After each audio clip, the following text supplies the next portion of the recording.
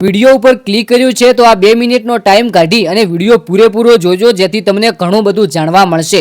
હવે ખરેખર એક આપણા ખૂંટે કહીએ કે ભેંસ બાંધેલી હોય છે ઘરની બહાર અને તેના પર મિત્રો અચાનક લીમડો પડી જાય છે। હવે લીમડાના છાંયડે આપણે ભેંસ બાંધતા હોઈએ છીએ ત્યારે આ ભાઈએ લીમડાની નીચે ભેંસ બાંધી અને પછી અચાનક આ લીમડો ભેંસ પર પડી ગયો અને આ ભેંસ આ દુનિયાની અંદર નથી રહી। ત્યારે મિત્રો જે ઘરના લોકો છે બધા રડી પડ્યા, કારણ કે આ કોઈ માણસ જાય તો એટલું દુઃખ તેટલું જ ખેડૂતને દુઃખ થાય છે જ્યારે કોઈ આપણા ગાય કે ભેંસ આવી રીતે ઘટના બને।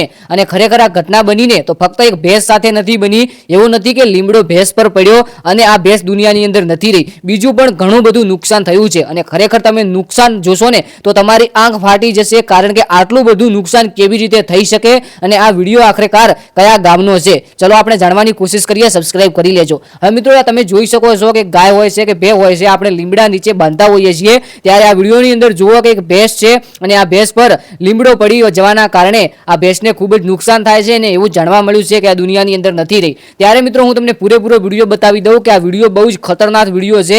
તમે જુઓ કે બીજું પણ ઘણું બધું નુકસાન થયું છે, ઘર પર લીમડો પડ્યો છે, ઘર પણ ભગાઈ ગયું છે, પતરા પણ થોડા ઘણા વાંકા ચૂંકા થઈ ગયા છે અને પાણી ભરાઈ ગયું છે। પરંતુ આ વિડીયો છે, આ વિડીયો હાલનો નથી, આ વિડીયો કોઈ વરસાદની મોસમ હોય, વાવાઝોડું હોય ત્યારનો મિત્રો વિડીયો છે, પરંતુ હાલમાં વાયરલ થઈ ગયો, કારણ કે આ વિડીયો વાયરલ ગમે ત્યારે થઈ શકે છે। એક ભેંસ છે, ભેંસ પર આ લીમડો પડી જાય છે। હવે મિત્રો આ વિડીયો હાલનો નથી લાગતો અને જો બીજા કોઈ વિસ્તારનો હોય, જે વિસ્તારની અંદર કદાચ વરસાદ પડતો હોય હાલમાં, તો તે મિત્રો વિડીયો હોઈ શકે છે। બાકી આ ભેંસ વિશે અને આવું તમે શું કહેશો કોમેન્ટની અંદર જણાવજો કે ભેંસ લીમડા નીચે બાંધવી જોઈએ કે ના બાંધવી જોઈએ, કારણ કે મિત્રો આપણે ઉનાળાની અંદર ગરમી લાગે તો ભેંસને લીમડા નીચે બાંધતા હોઈએ છીએ ત્યારે મિત્રો એ જ લીમડો આ ભેંસ પર પડી જાય છે, પરંતુ કોઈ એવી રીતે નથી પડતો, ભારે પવન હોય કે વરસાદ હોય તેના કારણે મિત્રો આ લીમડો પડી શકે છે। અને બીજા નંબરની અંદર કે એવો લીમડો આપણે ક્યારે ભેંસ ના બોધવી જોઈએ જે લીમડો પડવાના ઉપર હોય, કારણ કે નીચેથી બધું ખાઈ ગયું હોય, ઉધી ખાઈ ગઈ હોય અને પછી આ લીમડો પડી શકે છે। તો ખાસ કરીને એવું સાવધાન રહેવું। મળીએ એક નવા વિડીયોની અંદર। ઇન્સ્ટાગ્રામ પેજ ફોલો કરી નાખજો।